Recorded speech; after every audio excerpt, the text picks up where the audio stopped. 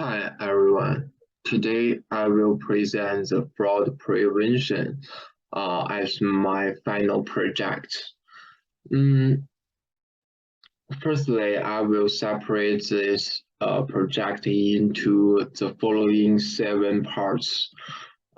This project mainly aims to predict and identify the fraud transaction using some known information like credit card transaction records so that customers would not charge for that unnecessary purchase. Based on TensorFlow technology and the Python Jupyter Notebook, I set up one neural network to predict whether fraud or not for each transaction on Google Colab. You can find the dataset from Kaggle website.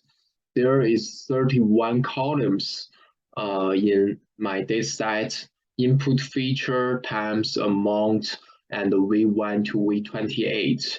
Output features class, 1 equals represent for the fraud transaction and 0 as the rest. There is more than 200,000 transaction records in my dataset, which only less than 500 positive samples. So that means it's an imbalanced dataset in this case. And you can follow in the next steps to install the necessary dependencies and in specific versions. So you can rerun the script and get the best model and performance. Dataset processing part, we will calculate the columns known and missing value and identify the data type of each feature to make sure that can be trained in a neural network. And compare the relation between each variable and the results feature. And calculate the correlation to avoid the multilinearity and make sure each variable is independent. Furthermore, for the imbalanced dataset problem, we will solve later. And for this problem, I will use the small to resample our dataset, and the results shown as the second chart. For the model architecture, input layer, hidden layer, output layer, shown as below, and I will also add the batch normalization and the job out function to normalize and regularize our dataset and neural network. The loss function, learning rate, early stopping method is also be used in this model. And the training results shown as that 64th epoch, the training process will stop. And this process would cost about 20 minutes total. I drew the training and validation loss function in this chart.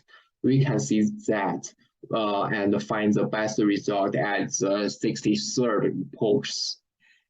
The conclusion would be, we couldn't only use the confusion matrix to evaluate my classification model because I only resampled the training set to the balanced classes.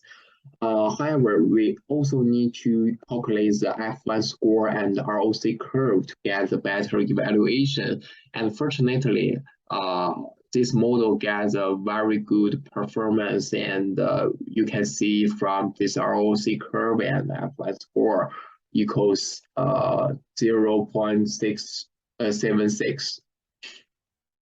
And furthermore, I also learned from this project that we need to find more balanced data sets so that can help me get better performance of some original data set.